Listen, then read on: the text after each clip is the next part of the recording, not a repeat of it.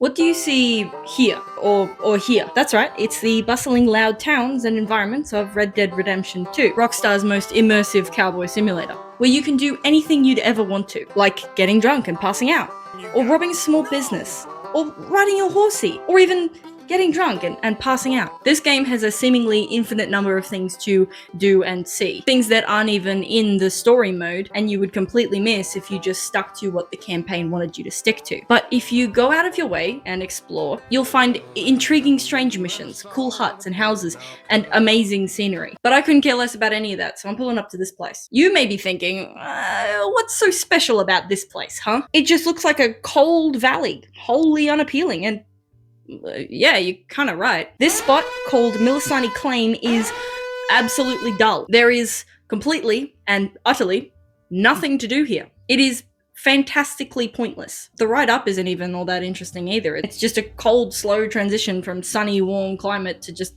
snow kind of everywhere. What I find so fascinating about this place is that it's just big enough to put a cabin or a ranch or a house of any sort. I mean, it's already got a path leading up to it. That's how I found it. There's physical evidence of people being here before Arthur, and yet it's just wholly unused. Doesn't really seem like a fun place to live, if I'm being honest. But, I don't know, Rockstar could have built something here, or done something here, but they didn't. The only signs of life was this animal that I couldn't really see, and the occasional scream of an owl, which, full disclosure, I did immediately try and shoot to get a better look at, but I'm bad at the game, so the owl got away. Screeching stayed, so I don't know if even it was a real owl. Aside from the boulders that are just kind of placed randomly, it's very peaceful. It's a nice place to live. The view of the mountain in the backdrop, the path that's slightly obscured from the trail, it's just an all-round nice outcropping. And if you don't count the weird rat and the owl that just won't stop screeching, there's no hunting here. There's no NPCs. There's just nothing to do. The ambient sound of nature here is so extreme because the game just has nothing else to pick up. And I'll be honest, this tree creaking in the wind made me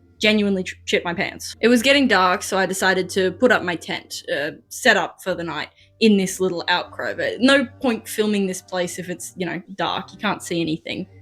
Not that there's really anything to see. I laid down in my tent and then noticed that we set up in a completely different area. Sure, it was close to the outcropping, but why wouldn't Arthur set us up in that perfectly normal, safe area? We moved down the mountain from Millisani Claim down to Cattail Pond, another equally uninteresting place in Red Dead Redemption 2. This time, featuring water. Not only did Arthur decide he just needed to have waterfront views, the game decided for us that Millisani Claim was so boring, in fact, it would rather spit us out somewhere else with an easy escape. That little place made me spiral into an investigative frenzy.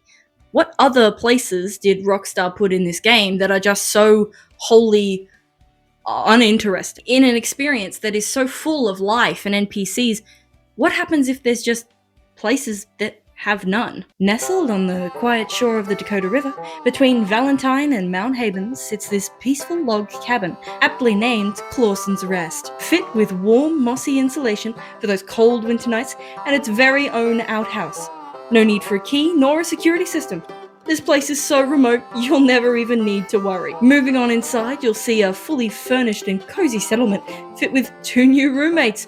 Don't worry about them. They are respectful of your boundaries and will give you a lot of space. Clawson's Rest is a slightly less boring party than Millisani Claim. On first impression, it just seems to be a very unfortunate house. The bodies of 2 children lay in and beside the bed. Blood everywhere. There's little to see or scavenge in this place except for a letter from the children's mother, stating that she will be back for them eventually, and that she locked the door, urging them to never open it. It seems that, sadly, these boys took it to heart. Or the boy on the bed was possibly killed and eaten by his brother when they ran out of canned rations. I mean, the blood on the floor certainly suggests it. But all in all, nobody really knows what happens to these kids or their mother. This house isn't visually boring like Millisani Claim, but aside from the collectibles and the backstory, there's not really much to do here, is there? It's simply one of Rockstar's many world-building strategies. Because of this house, eventually I just pivoted and started going to all the abandoned houses in the Red Dead area, wondering if they would be all populated or full of corpses, or would they be rich with deep backstories and world-building lore like these 2 boys and their unfortunate fate. Nope. full of corpses. This house is tiny compared to Clawson's Rest, but the people in it are much bigger. These two guys, as the gold nugget on the table suggests, killed each other over money. And you know, true to fashion, I just started looting, baby! Get on over here, gold nugget, your ass is mine! The storytelling in this house suggests that only one person lived here. One bed, one empty plate on the counter, and one chair. I'm not sure which man lived here. We know the crime. I'm guessing it's home invasion. This candle on the sideboard, burnt out, tells me that it was lit and didn't get put out before or after the attack. But yet this scene is still largely less bloody and brutal than the other house that we looked at. So what the hell did those little scamps get up to? It's kind of interesting to see that these houses are so close to one another and ended up just being full of dead people. I mean, I know Arthur kills like a lot of people, but man, I don't want to see this. It's just kind of depressing, isn't it? On the way to that house, I found another boring place, just like Millisani claim, as well as my greatest discovery yet. Underneath this quaint railroad lies an even quainter hill that Arthur is too unathletic to climb. It immediately stuck out to me because of the geometrical design of the railroad, and I wondered if there was anything around it. Well, nothing except for these floating rocks, as if they were in the middle of a rock slide and just got stuck in midair. They are almost completely invisible on one side, but there is no doubt that these 4 rocks are a remarkable sign of what you can find if you're looking for nothing. These rocks told me a couple things about this place. Either Rockstar was scripting Arthur to run and fall down this cliffside and had a rock slide kind of present in the game's code, which I didn't look into because I don't know how to do that. So if you know, let me know, I guess. I'm not good at this shit. Or the player would have possibly tripped and caused the rock slide. Maybe it was just a bug in my game, but these rocks fascinated me for like 10 whole minutes. The hilly area that these rocks are in is also a virtually inescapable fortress. Arthur was not strong enough to get to the top and eventually just flopped around like a sad, dejected fish. What I did find interesting is the noises that Arthur's feet make when he scales up and down the cliff, coupled with the realistic rock falling based on where he steps and the environment surrounding. Look, I doubt that anyone really cares about how fake rocks sound in a fake environment, but it was someone's actual 9 to 5 to create the Foley for Arthur Morgan slipping down the cliff. Not to mention to animate these smoke clouds when he actually does a tumble. I was also really impressed with the attention to detail that was this particular part of the railroad. It's a nod to the Transcontinental Railway. Disclaimer, I don't know anything about the Transcontinental Railway. And those railways were built at this time period, especially parts that go over those fucking big gaps. And they look like this. So much attention to detail in a place that 99% of players would have ridden past. Take that, Millisani claim. It took another few hours to roam around this small portion of the Red Dead 2 map. I say small because if you haven't noticed already, this is a fresh, brand new playthrough. And I have not unlocked the entire thing yet. I did end up exploring this little place near Lake Isabella.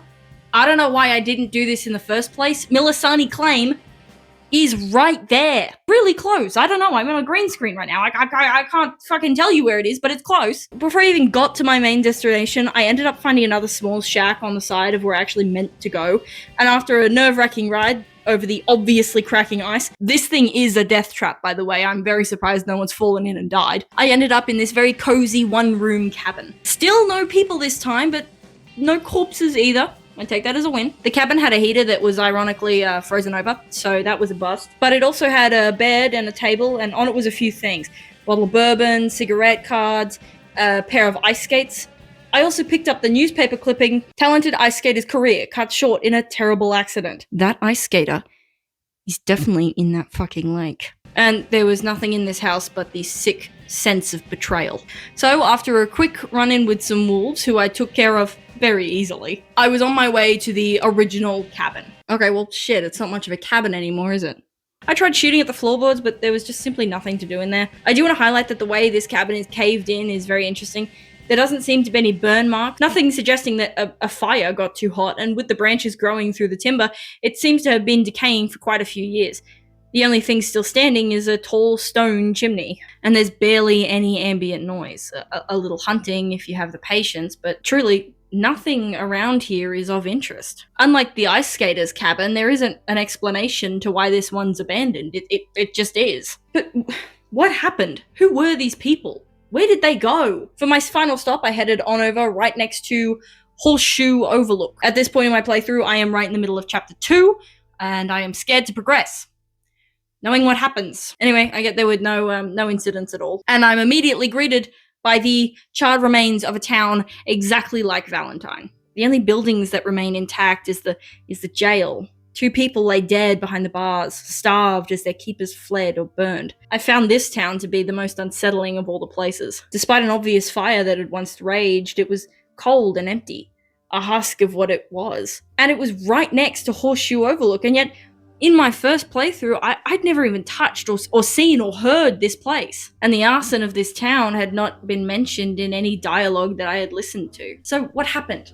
And how long ago did it happen? I'll leave that gun to you guys. Go! In the comments, shoo! Make your own theories! Suggest things! Go!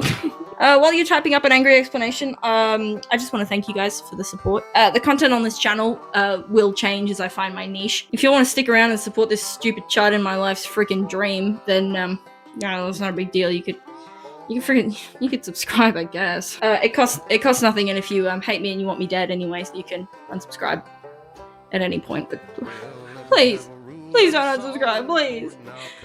As always, I link my art account on Instagram in the bio. Please consider dropping a fat fucking like over there. I post pretty awesome stuff, as well as updates to shops and merch and keychains and all that other stuff if you're interested. Alright, catch you next time. Bye.